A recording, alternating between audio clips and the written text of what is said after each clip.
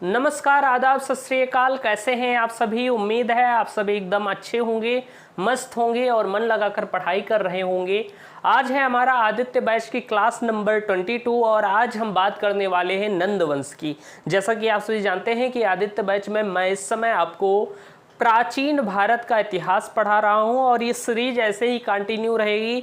मैं आपको मध्यकालीन भारत का इतिहास भी इसी सीरीज में पढ़ाऊंगा और फिर आपको मैं आधुनिक भारत का इतिहास भी बेहतरीन तरीके से समझाऊंगा। कई सारे स्टूडेंट्स के डाउट आ रहे थे तो मैंने आपको बता दिया। आज हमें पढ़ना है नंदवंश को, नंदा डायनेस्टी को हमें पढ़ना है बेहतरीन तरीके से। पिछली वाली वीडियो में हमने शशनाग वंश के बारे में बेहतरीन तरीके से समझा था और मेरे दोस्त मुझ पर विश्वास करिएगा, आप अगर ये वीडियो आप पूरा देख लेते हैं तो नंद वंश से आपको कोई भी समस्या नहीं होगी। हमेशा के लिए यह टॉपिक आपका तैयार हो जाएगा। चलिए शुरुआत करते हैं। मैंने आपको बताया था कि नंद वंश के पहले कौन शासन कर रहा था, तो शशनाग वंश के शासक शासन कर रहे थे। और मैंने आपको बताया था कि कालाशोक जो इसका शासक था, इसी का एक नाई हुआ करता था जिसका नाम था अग्रसेन। और अग्रसेन ने ही कालाशोक की हत्या की थी और कालाशोक के 10 पुत्र हुआ करते थे। इन 10 पुत्रों की धीरे धीरे उसने हत्या कर दी और अंतिम पुत्र जो था जिसका नाम था नंदिवर्धन, उसकी भी हत्या अग्रसेन नाम के व्यक्ति ने कर दी थी जो एक नाई था। और इसी अग्रसेन को कार्टियस ने, इतिहासकार कार्टियस ने कहा है कि यह अग्रसेन कोई और नहीं महापद्मनंद है। पिछली वाली वीडियो में मैंने आपको ये चीज़ें बता दी थी। तो इसी महापद्मनंद ने मगध साम्राज्य पर एक नए वंश की स्थापना की थी जिसे नंद वंश कहते हैं। हम कह सकते हैं कि शशनाग वंश के अंतिम शासक की हत्या कर महापद्मनंद ने एक नए वंश की स्थापना की थी। और अगर मैं बात करूं तो उस वंश का नाम था नंद वंश।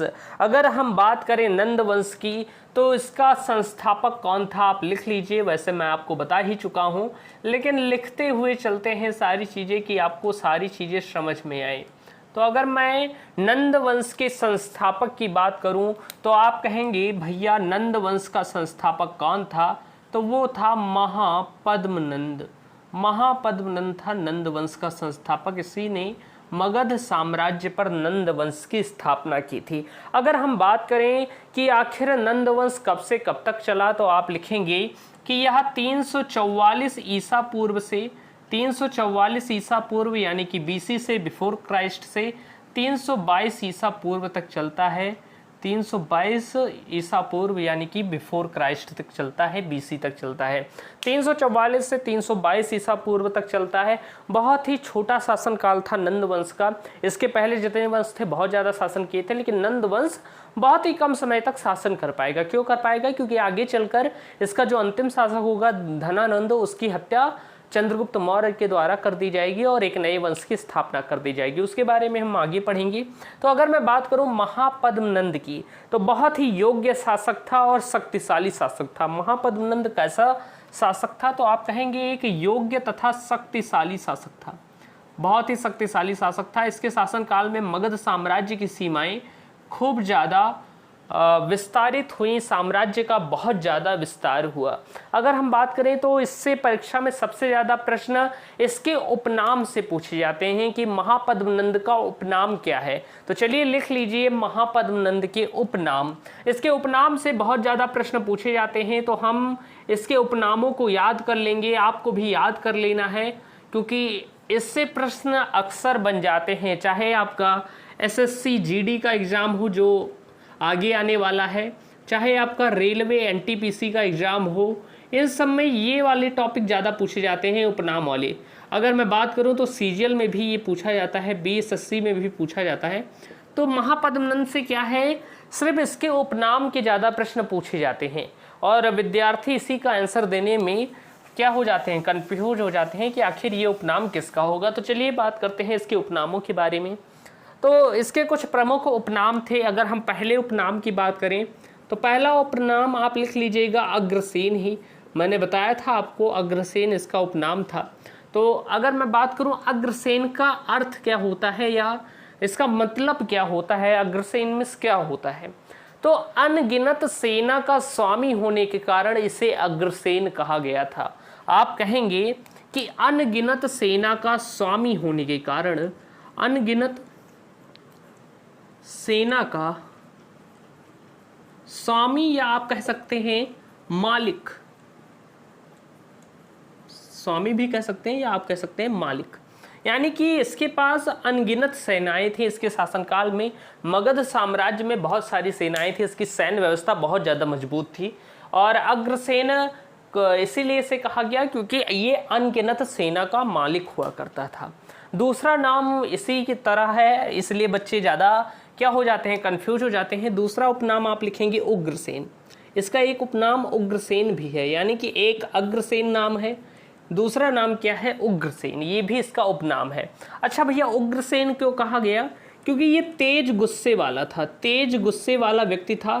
तेज गुस्से वाले व्यक्ति को उग्रसेन कहा गया, इसलिए इसे उग्रसेन कहा गया। महापद्मनंद गुस्सा बहुत ज़्यादा होता था, क्रोधित बहुत जल्दी हो जाता था और बहुत ही ज़्यादा शक्तिशाली शासक था, इसलिए इसे उग्रसेन कहा गया, यानी कि तुरंत इसे गुस्सा आता था।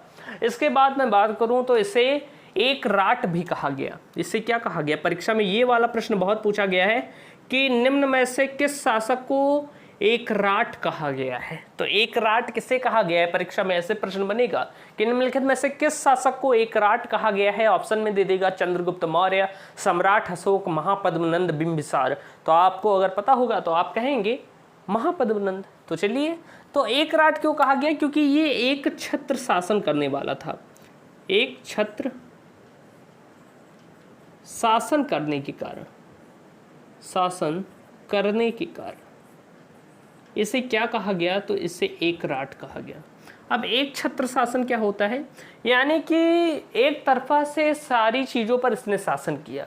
यानी कि जब यह भारत का या आप कह सकते हैं मगध का सम्राट बना तो इसके आसपास के जितने महाजनपद थे वैसे इससे डरते थे, यानी कि इसका सभी सम्मान करते थे और डरते थे, कोई इससे दुश्मनी नहीं करना चाहता था। तो ये एक छत्र शासन किया, यानी कि इसके साम्राज्य का खूब ज़्यादा विस्तार हुआ, इसने कई सारे महाजनपदों को अपने अंदर शामिल कर लिया, इसलिए इसे एक राट भी कहा गया। एक राट कहने का मतलब कि जिसके विरुद्ध कोई कुछ बोल ना सके उसे एक राट कहते हैं, यानी जिसका विरोध करने वाला कोई ना हो।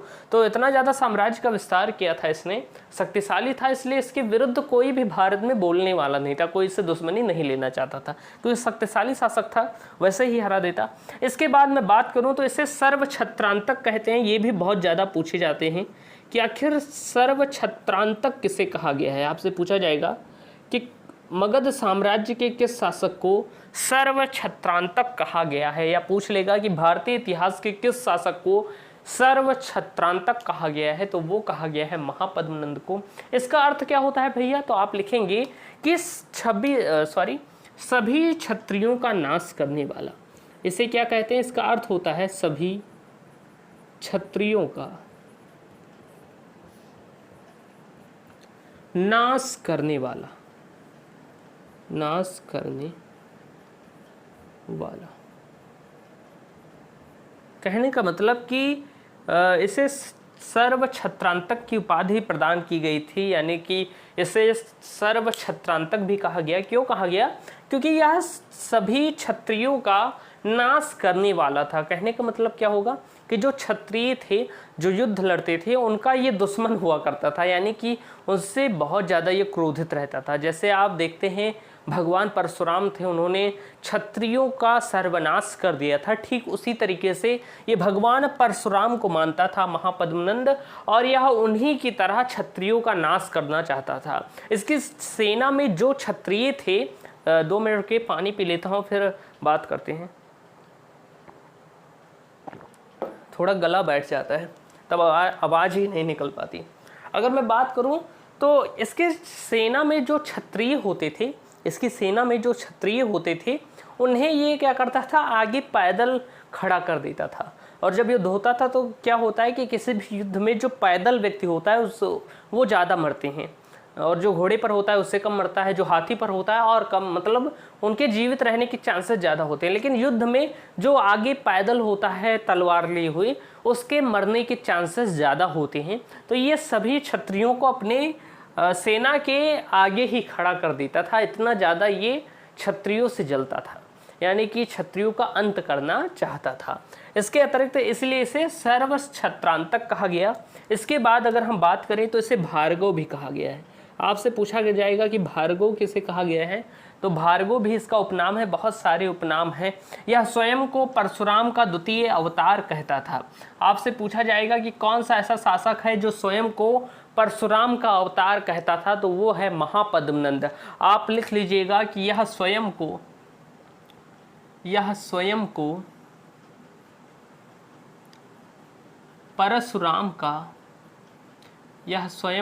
परशुराम का द्वितीय अवतार कहता था, द्वितीय अवतार मानता था। यानी कि ये स्वयं को कहता था कि मैं भगवान परशुराम का द्वितीय अवतार हूँ। कहने का मतलब कि जैसे भगवान परशुराम ने इस पृथ्वी से क्षत्रियों का नाश किया था, ठीक उसी प्रकार उन्हीं के मार्गदर्शन में, या कह सकते हैं उन्हीं के पथ पर चलकर ये भी ऐसा ही कर रहा था।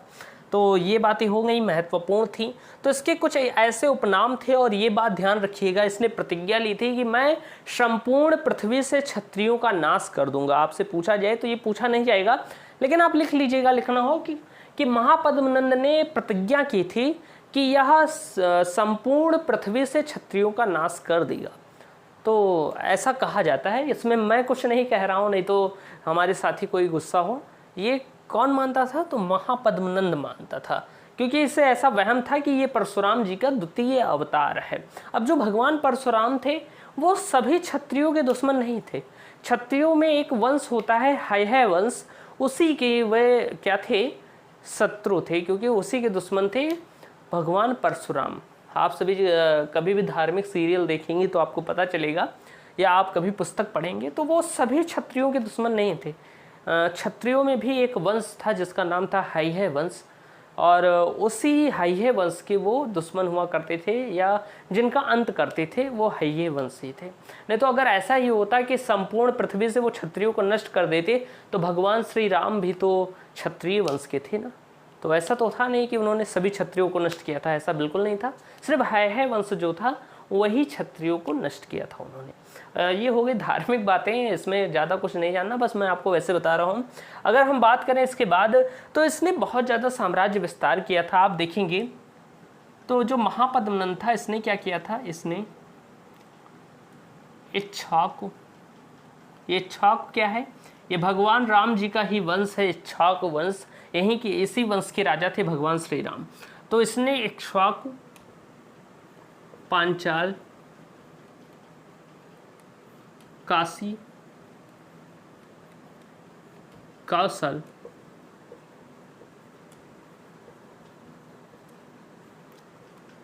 आदि राज्यों तक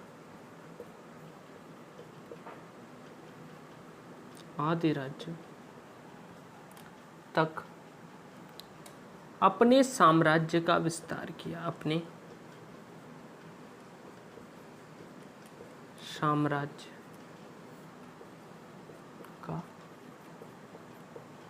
विस्तार किया।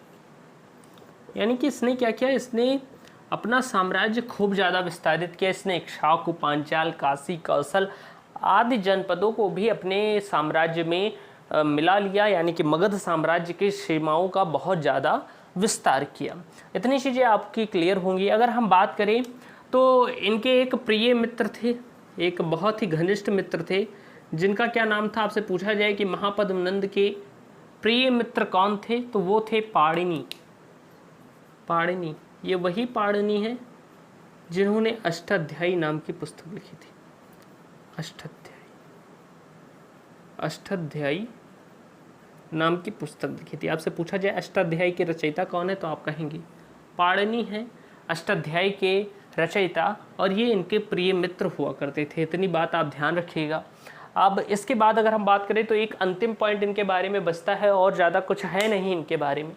अगर हम बात करें जो प्रमुख है अंतिम, तो आप देखेंगे कि एक कलिंग शासक होगा जिसका नाम है खारवेल, और खारवेल के हाथी गुम्फा अभिलेख से ये भी प्राप्त होता है कि महापद्मनंद ने कलिंग राज्य को भी जीत लिया था। तो आप लिखिएगा कि खारवेल, कलिंग शासक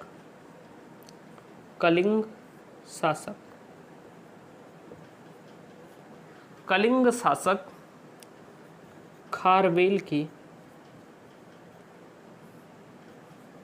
हाथी गुम्फा, हाथी गुम्फा अभिलेख से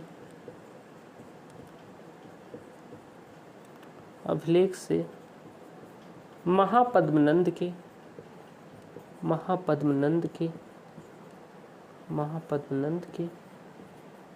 कलिंग विजय की जानकारी मिलती है। कलिंग विजय की जानकारी मिलती। आपसे कभी भी पूछा जाए कि अशोक के पहले कलिंग पर विजय प्राप्त करने वाला शासक कौन था, तो वो था महापद्मनंद, क्योंकि कलिंग शासक खारवेल के हाथी गुम्फा अभिलेख से महापद्मनंद के कलिंग विजय की जानकारी मिलती है। परीक्षा में आपसे ये वाला जो लाइन लिखा है ये बहुत बार पूछा गया है भैया, इसे आप तैयार कर लीजिएगा। एसएससी सीजीएल में ही पूछा गया था आपसे कि भारत के किस शासक के बारे में हमें हाथी गुम्फा अभिलेख से पता चलता है, यानी कि किस शासक के कलिंग विजय की जानकारी हाथी गुम्फा अभिलेख से मिलती है, तो आप कहेंगे महापद्मनंद के कलिंग विजय की जानकारी हाथी गुम्फा अभिलेख से मिलती है। इतनी बातें आपकी क्लियर होगी किस अभिलेख से, तो आप कहेंगे हाथी गुम्फा अभिलेख से। इतनी चीज़ें आपकी क्लियर होंगी, उम्मीद है इतनी चीज़ें आपको समझ में आई होंगी। फटाफट नोट करिए, फिर आगे के बारे में बात करते हैं। चलिए मैं इसे इरेज कर देता हूँ, इधर मैं लिखता हूँ, उधर आप लिखते रहिएगा। फटाफट मैं इसे इरेज कर देता हूँ। बहुत ही छोटा टॉपिक है, बेहतरीन तरीके से मैं आपको समझा दूंगा, कोई इसमें दिक्कत ही नहीं होने वाली है।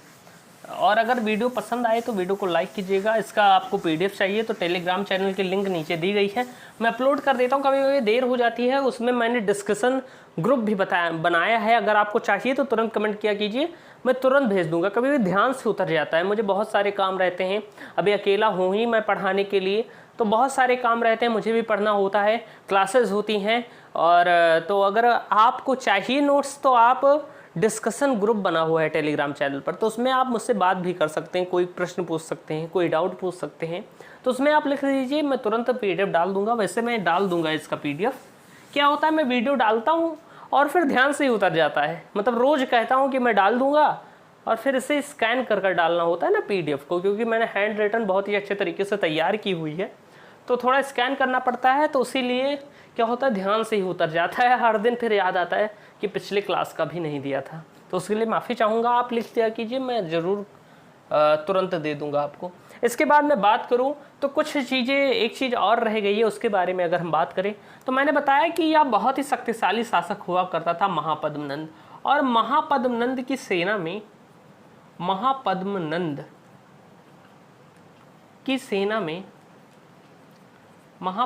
की सेना में लगभग 2 लाख सैनिक थे। सोचिए कितने ज़्यादा सैनिक थे, कितने सैनिक थे, तो आप कहेंगे 2 लाख पैदल सैनिक थे भैया, सिर्फ 2 लाख पैदल सैनिक थे। इसके अतिरिक्त हम बात करें क्यों इसे एक राट कहा गया, क्यों यह इतना शक्तिशाली था, क्योंकि इसके पास 2 लाख पैदल सैनिक थे, 20,000 भैया घुड़सवार थे, 20,000 घुड़सवार थे, और इसके अतिरिक्त मैं बात करूं तो आप कहेंगे 2,000 हाथी थे। सोचिए उस समय कितनी शक्तिशाली सेना थी इसकी, इसीलिए इसने इतना ज़्यादा साम्राज्य का विस्तार किया। और यही कारण रहेगा जो महापद्मनंद इतनी शक्तिशाली सेना बनाए हुए हैं, इसी डर से भी सिकंदर भारत से वापस लौट जाएगा, क्योंकि जो इसका अंतिम शासक होगा धनानंद, उसी के शासनकाल में सिकंदर भारत आता है। तो आगे मैं इन सब के बारे में बताऊंगा। अब चलिए हम बात करते हैं अंतिम शासक की, जिसका नाम है घनानंद, या जिसे हम धनानंद भी कह देते हैं। घनानंद, धनानंद, दो नाम है इसके, तो ये ध्यान रखिएगा। घनानंद भी कह सकते हैं, धनानंद भी कह सकते हैं। अतुल धन संपदा का मालिक होने के कारण इसे धनानंद कहा गया था। लिख लीजिएगा कि अतुल धन संपदा का मालिक होने के कारण, अतुल धन संपदा का मालिक होने के कारण, क्या कहा गया, तो आप कहेंगे अतुल धन संपदा का मालिक होने के कारण इसे धनानंद कहा गया, धनानंद कहा गया। ये बात आप नोट कर लीजिएगा। इतनी चीज़ें आपको क्लियर होगी कि अतुल धन संपदा का यानी कि इसके बाद बहुत ज़्यादा संपत्ति थी, इसलिए इसे धनानंद कहा गया था। यूनानी इतिहासकारों ने इसे अग्रमीज कहा है। आप लिख लीजिएगा कि यूनानी इतिहासकारों ने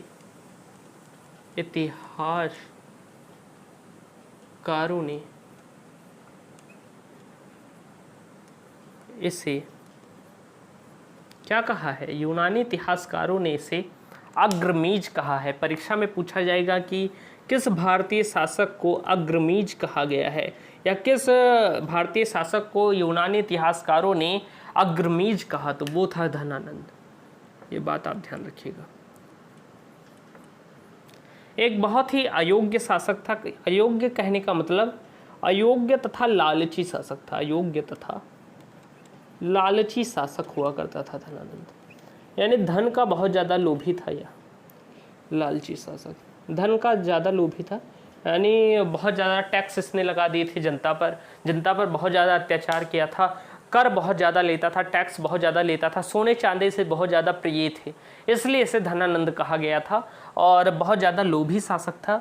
अच्छा, नंदों के अत्याचारों का वर्णन एक पुस्तक में मिलता है। अगर आपसे पूछा जाए कि नंदों के अत्याचारों का वर्णन, नंदों कहने का मतलब नंद शासकों के, नंदों के अत्याचारों का वर्णन, अत्याचारों का वर्णन, नंदों के अत्याचारों का वर्णन मुद्रा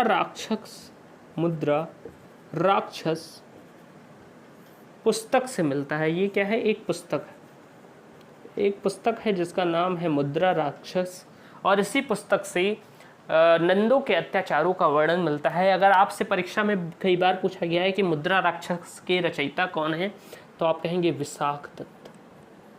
विशाख दत्त है मुद्रा राक्षस की रचयिता। तो ये बातें ध्यान रखिएगा। उम्मीद है आपको इतनी चीज़ें बेहतरीन तरीके से समझ में आई होंगी। अगर मैं बात करूं तो इसी के शासनकाल में सिकंदर का आक्रमण हुआ था। इसे मैं इरेज कर देता हूं और इधर ही मैं लिख देता हूं जो चीज़ें बची हुई हैं। बस थोड़ी चीज़ें और बची हैं इसके बारे में, बस ज़्यादा कुछ खास नहीं है। बस इसके जो उपनाम हैं इन्हीं से प्रश्न ज़्यादा बनता है, और कोई प्रश्न पूछा नहीं जाता, नहीं तो ये पुस्तक के बारे में कभी कभी पूछ लिया जाता है। तो हमें पढ़ना सारी चीज़ें हैं कि आपको ज्ञान हो सके अच्छे से, कोई भी प्रश्न आए तो वो छूटे ना। इसके बाद अगर हम बात करते हैं तो सिकंदर का आक्रमण इसी के शासनकाल में हुआ था। सिकंदर, जिसे हम अलेक्जेंडर कहते हैं, अलेक्जेंडर का आक्रमण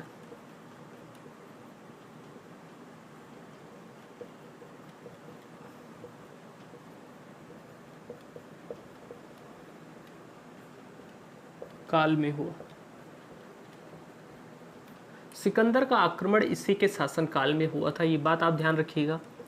अच्छा, इसी धनानंद की हत्या कर चंद्रगुप्त मौर्य ने मौर्य वंश की स्थापना की थी। क्यों की थी? क्योंकि धनानंद जब ये सिकंदर भारत पर आक्रमण कर रहा था तो चाणक्य इसके पास गए थे और बताया था कि भैया आप तैयार हो जाएं, सिकंदर भारत पर आक्रमण कर रहा है, वो पंजाब पर पहुंच गया है, पोरस पर हमला कर रहा है, तो आप भी तैयार हो जाइए उससे लड़ने के लिए। लेकिन इसने कहा कि हैं जाओ यहाँ से, ये आचार्य कहाँ से आ गए पंडित लोग, इन्हें ले जाओ, ये हमें बताएंगे कि यहाँ पर शासन करना है।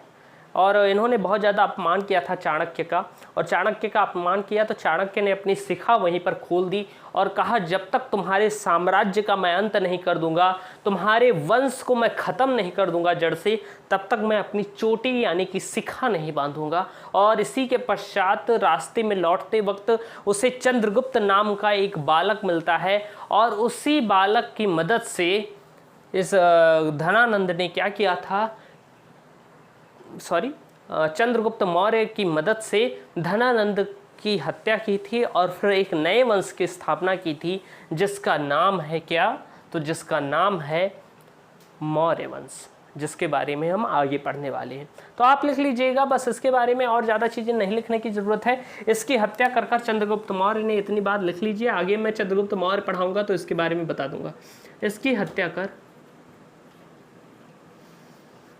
चंद्रगुप्त मौर्य ने